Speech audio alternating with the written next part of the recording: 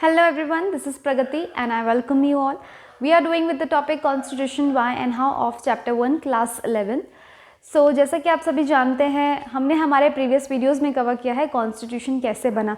तो ये वाला जो वीडियो है ये हमारे पहले वाले वीडियो से काफ़ी हद तक मिलता जुलता होने वाला है, क्योंकि हम इसमें क्या पढ़ रहे हैं, composition of the constituent assembly. तो कॉम्पोजिशन का मतलब होता है कि कौन से मेंबर्स थे और कितने मेंबर्स थे, उसका क्या कॉम्पोजिशन था, पार्टीशन से पहले कितना था, पार्टीशन के बाद कितना था। तो ये जो चीज़ें हैं ये थोड़ी बहुत हमने कवर की हैं, थोड़ी बहुत भी नहीं, काफ़ी हद तक हमने कवर किया हमारे इससे पहले वाले वीडियो में। तो अगर आपको वो वीडियो समझ में आया है तो आप इसको आराम से समझ जाओगे। तो शुरू करते हैं हमारा ये टॉपिक। हमारा ये टॉपिक है composition of the constituent assembly.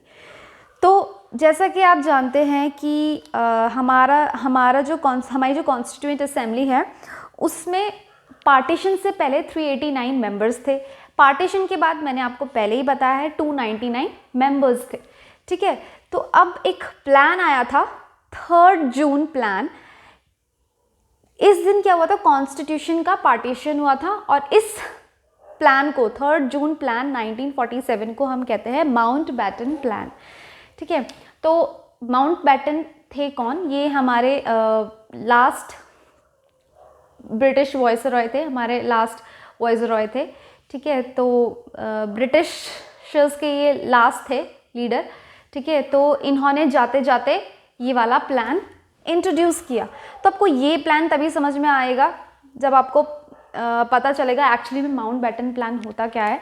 तो इस माउंटबेटन प्लान का एक बहुत बड़ा टॉपिक अगर मैं बताने लगूँ होता क्या है तो ये बहुत ज़्यादा लंबा वीडियो हो जाएगा। तो मैं इसका आपको हल्का एक बैकग्राउंड बता देती हूँ। माउंटबेटन प्लान को आने से पहले क्लेमेंट एटली, जैसे कि मैंने आपको प्रीवियस वीडियो में ये चीज़ क्लियर की है कि क्लेमेंट एटली ये कौन थे, ये भी लीडर थे। इससे माउंटबेटन से पहले ये लीडर थे। तो इन्होंने इंट्रोड्यूस किया 20 फरवरी 1947 को इन्होंने अनाउंस किया कि अब इंडिया जो है कम्प्लीटली फ्री हो चुका है और इंडिया को 30 जून 1948 में इंडिया को उसकी पावर्स मिल जाएंगी। ठीक है, तो ये उन्होंने अनाउंसमेंट की थी। तो अब क्या हुआ, जो हमारी मुस्लिम लीग्स थी उनको पार्टीशन चाहिए था। एज यू नो उस टाइम पे बहुत ज़्यादा कियोस हो रहा था इस चीज़ को लेके कि पार्टीशन होना चाहिए, विभाजन होना चाहिए कि नहीं होना चाहिए। तो फाइनली इस प्लान के ज़रिए ही पार्टीशन हुआ, जिसे हम बोलते हैं माउंटबेटन प्लान। तो माउंटबेटन प्लान जब आया तो मुस्लिम्स ने कहा कि हमें एक सेपरेट कंट्री चाहिए। तो एक प्लान अनाउंस हुआ कि ऐसा करते हैं, पार्टीशन जब होगा तो कॉन्स्टिट्यूएंट असेंबली के जो भी मेंबर्स हैं, ठीक है, उन लोगों को जो इंडिया में होंगे और जो पाकिस्तान में होंगे, वो इंडिया की कॉन्स्टिट्यूएंट असेंबली में पार्टिसिपेट नहीं कर सकते हैं। तो इन्होंने क्या किया, इन्होंने कहा जिन लोगों को इसको एक्सेप्ट करना है, इस कॉन्स्टिट्यूएंट असेंबली में आना है वो आए, जिसे इस चीज़ को एक्सेप्ट करना है करे और जिसे नहीं करना है वो मत करे, क्योंकि मुस्लिम लीग एक सेपरेट नेशन चाहती थी। ठीक है, तो अब क्या हुआ यहाँ पे माउंटबेटन, और इसी टाइम पे हमारे जो लास्ट वॉइसरॉय हैं माउंटबेटन वो आते हैं। तो वो एक प्लान लेकर आते हैं 3 जून प्लान। ठीक है, तो ये कहते हैं कि जो हमारी मुस्लिम लीग है वो कॉन्स्टिट्यूएंट असेंबली के साथ कोप अप नहीं कर पाएगी। अब कॉन्स्टिट्यूएंट असेंबली में वर्ड यहाँ पे क्यों कांग्रेस लीग के साथ कोऑपरेट नहीं कर पाएगी। अब मैं ये वर्ड क्यों यहाँ पे कांग्रेस यूज़ कर रही हूँ ये आपको बाद में पता चलेगा। ठीक है, तो फिलहाल आपको अभी इतना समझना है कि उस टाइम पे माउंटबेटन ने कहा कि कांग्रेस पार्टी जो है मुस्लिम लीग के साथ, या जो मुस्लिम लीग है वो कांग्रेस पार्टी के साथ कोप अप नहीं कर पाएगी, तो इसीलिए हमें इसको पार्टीशन करना ही पड़ेगा, कंट्री का विभाजन करना ही पड़ेगा। लेकिन जो जवाहरलाल नेहरू थे उन्होंने कहा कि हम इस प्लान के अगेंस्ट हैं, क्योंकि इससे क्या होगा, डेफिनेटली पार्टीशन हो गई होगा, तो वो तो होना ही था। ठीक है, तो फाइनली जो भी इन लोगों ने सलाह मशवरा किया तो एक फाइनल प्लान निकल कर आया जो था 3 जून प्लान 1947, और इस दिन ये पक्का हो गया कि हमारी जो कंट्री है, मतलब जो ब्रिटिश प्रोविंस थी उस टाइम पे, वो अब 2 पार्ट्स में डिवाइड हो चुकी है, इन 2 कंट्रीज़ में डिवाइड हो गई है, एक इंडिया और एक पाकिस्तान, ठीक है। लेकिन उस टाइम पे 389 मेंबर्स थे, लेकिन अब क्योंकि जो 389 मेंबर्स थे वो अब हमारे पाकिस्तान कंट्री में जा चुके हैं, तो वो जो मेंबर्स हैं कॉन्स्टिट्यूएंट असेंबली के, जो पहले थे, पार्टीशन से पहले थे, वो अब पार्टीशन के बाद इंडिया की कॉन्स्टिट्यूएंट असेंबली में पार्टिसिपेट नहीं कर सकते हैं, क्योंकि वो अब एक सेपरेट नेशन हो गया है। तो फिर से एक कॉन्स्टिट्यूएंट असेंबली की गई, फिर से मतलब मेंबर्स वही रहेंगे, लेकिन सिर्फ जो इंडिया के तरफ थे, जो इंडिया के साइड थे, इंडिया के जो मेंबर्स थे वो वहीं पर रहेंगे और पाकिस्तान में रहेंगे। तो वहाँ पे जितने भी बचे हुए मेंबर्स थे 299 वो हमारे इंडिया में आ गए और बाकी पाकिस्तान की साइड चले गए जो बचे थे। आप प्लस माइनस करके आप इसको कैलकुलेट कर लो, तो उतने मेंबर्स पाकिस्तान की तरफ चले गए थे। I hope you are getting my point, ठीक है। तो अब क्या हुआ, कॉन्स्टिट्यूशन का पार्टीशन हुआ माउंटबेटन प्लान के तहत। ही प्रपोज द प्लान, उन्होंने एक प्लान प्रपोज किया। I have already told you, partition of the constituent assembly, ये चीज़ भी मैंने आपको क्लियर कर दी है, ठीक है। ये भी आपको पता है, members left in the constituent assembly 299, 389 में से 299 मेंबर्स बच गए थे आफ्टर पार्टीशन, ठीक है। तो ये भी चीज़ मैंने अभी अभी आपको क्लियर की है। देखिए माउंटबेटन प्लान अगर आप एक बार पढ़ लोगे, आई नो ये थोड़ा सा हायर लेवल का है, थोड़ा सा, लेकिन इतना भी ज़्यादा हायर लेवल का नहीं है कि आप बिल्कुल ही ना समझ पाओ। अगर आपको माउंटबेटन प्लान पता है तो आप इसकी कॉम्पोजिशन आराम से समझ सकते हो और आराम से आपसे हो जाएगा, ठीक है। तो माउंटबेटन प्लान मैंने आपको इसका बैकग्राउंड पूरे अच्छे तरीके से बताया है, इसके प्रोविजंस भी हैं, लेकिन वो फिर बहुत ही ज़्यादा हाई लेवल पे चला जाएगा, उसके लिए हम एक अलग से वीडियो बनाएंगे इफ़ यू रियली वांट। तो फिलहाल के लिए आपको इतना पता होना चाहिए कि वो था क्या, मैंने एक्सप्लेन कर दिया। तो सेपरेट कॉन्स्टिट्यूएंट असेंबली एक चाहिए 299 मेंबर्स की, ठीक है। अब यहाँ पे एक चीज़ है जो हमारी पार्टीशन हुआ कॉन्स्टिट्यूएंट असेंबली का, वो हुआ 9 दिसंबर 1946 में। ये आपको थोड़ा याद रखना है यहाँ पे। Partition of the constituent assembly कब हुआ? 9 दिसंबर 1946। 9 दिसंबर 1946। तो ये टाइमलाइन है, ये याद रखनी बहुत ज़रूरी है, ठीक है।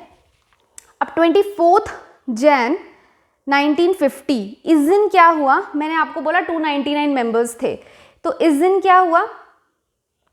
284 मेंबर्स ने इसको साइन किया। मतलब अब आप ये सोच रहे होंगे कि 299 मेंबर्स थे, 284 मेंबर्स ने कैसे साइन किया इंडिया में?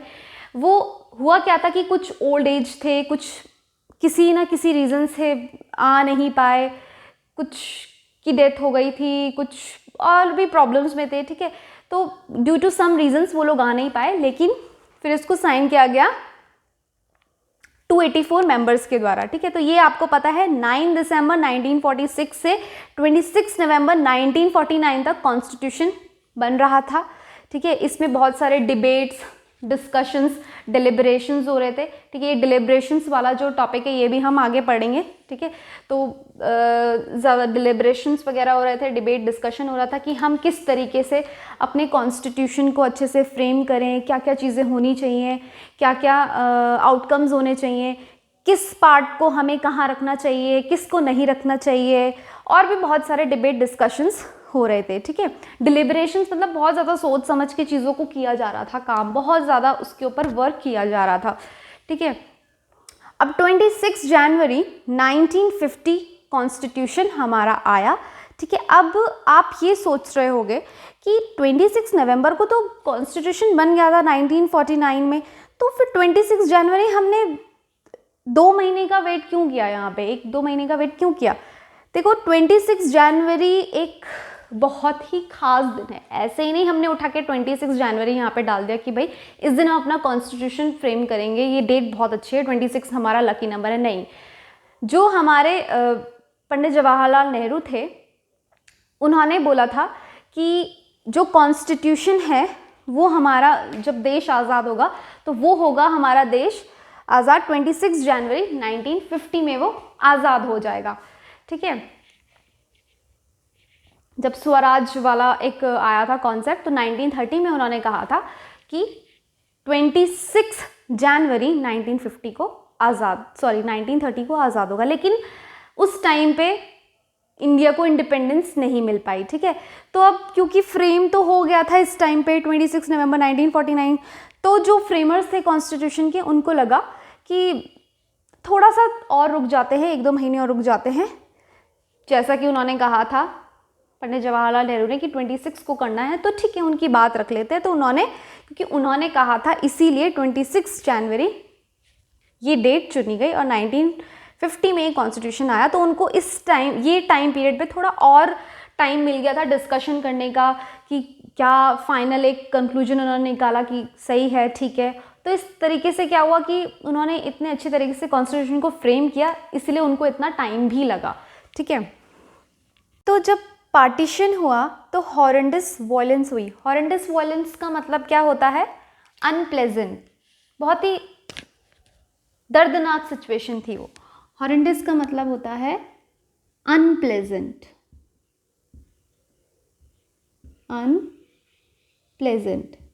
अनप्लेजेंट सिचुएशन थी वो, बहुत ज़्यादा उसमें मारपीट हो रही थी।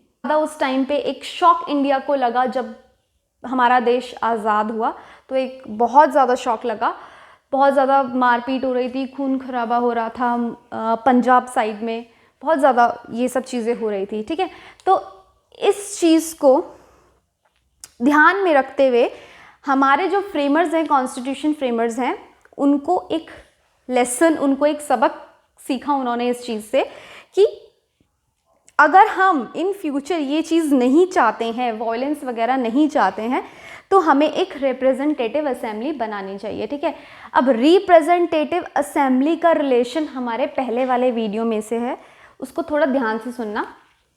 रिप्रेजेंटेटिव असेंबली का मतलब ये होता है कि हम सब लोगों को कास्ट को, रिलीजन को, जेंडर को और डिफरेंट ग्रुप्स के लोगों को अपने साथ लेके चलेंगे, और ताकि इन लोगों को ये ना लगे कि ये बिल्कुल ही हमारे समाज से बिल्कुल अलग है। इनको ऐसा लगना चाहिए कि ये जो कॉन्स्टिट्यूशन है ये फ्रेम किया है हमारे चाहने वालों ने, जो हमारा भला चाहते हैं और अपने पर्सनल मोटिव के लिए कुछ भी नहीं कर रहे। ठीक है, तो इनको लगा अगर हम रिप्रेजेंटेटिव बॉडी बनाते हैं तो ये सब चीज़ें नहीं होंगी। तो रिप्रेजेंटेटिव बॉडी कैसे बनाई गई? इन लोगों ने क्या किया, सारे रिलीजन्स को एक साथ किया और सीट्स को डिवाइड किया पॉपुलेशन के बेसिस पे, जैसा कि मैंने आपको बताया था पहले वाले वीडियो में, dividing the seats into 3 categories, वही मुस्लिम, सिख और ये जनरल। ठीक है, ये आपको मैंने बताया पहले वाले वीडियो में। तो dividing the seats into 3 categories on the basis of population, population के बेसिस पे सीट्स को 3 कैटेगरीज में डिवाइड किया, मुस्लिम्स की सीट्स, सिख्स की सीट्स और जनरल की सीट्स। ठीक है, अब क्या हुआ, अब उनको रिप्रेजेंटेटिव असेंबली में क्या था कि उनको सिर्फ रिलीजन्स के बेसिस पे ही चीज़ें नहीं देखनी थी, या हर चीज़ इसी पर्टिकुलर चीज़ के ऊपर फोकस नहीं करना था। उनको जो बैकवर्ड क्लासेस है, क्योंकि उस टाइम पे शेड्यूल कास्ट जो थी बहुत ज़्यादा पीछे थी। ठीक है, उनको बहुत ज़्यादा पीछे रखा गया था, उनको धिक्कार दिया जाता था। ठीक है, तो इसीलिए 28 शेड्यूल कास्ट मेंबर्स असेंबली में हुए।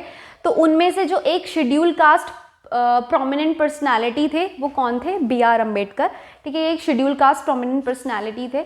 ठीक है, तो इनको यहाँ पे रखा गया। ठीक है, तो इससे क्या हुआ, शेड्यूल कास्ट के मेंबर्स को भी थोड़ा मोटिवेशन मिला, उनको भी ये फील नहीं होने दिया हम लोगों ने कि आप जो हो बहुत पीछे हो या आपके साथ कोई भेदभाव किया जा रहा है। तो इस तरीके से एक रिप्रेजेंटेटिव बॉडी बनाई गई। ठीक है, अब क्या हुआ, Congress party occupied 82% of seats. ठीक है, अब यहाँ पे कांग्रेस पार्टी को ही क्यों हाईलाइट किया जा रहा है, क्योंकि उस टाइम पे यही एक ऐसी पार्टी थी जो सब लोगों को एक साथ लेके चल रही थी। ठीक है, इसमें डिफरेंट रिलीजन्स थे, कास्ट, जेंडर और बैकवर्ड क्लासेस भी थी, और ऊपर से कांग्रेस पार्टी जो थी काफ़ी फेमस पार्टी थी। सब लोग इसको ज़्यादा अच्छे से जानते थे। ऐसा नहीं है कि सिर्फ कांग्रेस ही पार्टी थी, तृणमूल पार्टी भी थी, लेकिन कांग्रेस पार्टी हाईलाइट हुई क्योंकि ये ही एक लौती ऐसी पार्टी थी जो सब कास्ट, रिलीजन, सारे चीज़ों को साथ में लेके चल रही थी, ठीक है, इसीलिए ये हाईलाइट हुई है। Congress party occupied 82% of seats, ठीक है। तो ये था हमारा पूरा इसका टॉपिक का समराइज व्यू, आप कह लो, एक्सप्लेनेशन। अगर आपको समझ में नहीं आया है तो आप कमेंट में मुझे पक्का बताना, सो दैट मैं आपके डाउट्स, कन्फ्यूजन क्लियर कर सकूं। लेकिन जहाँ तक मुझे लगता है मैंने काफ़ी अच्छे से समझाने की कोशिश की है। तो ये था आपका composition of the constituent assembly, ठीक है। तो आई hope you get the things very clearly. हम मिलेंगे अब हमारे नेक्स्ट वीडियो में, तब तक के लिए टेक केयर।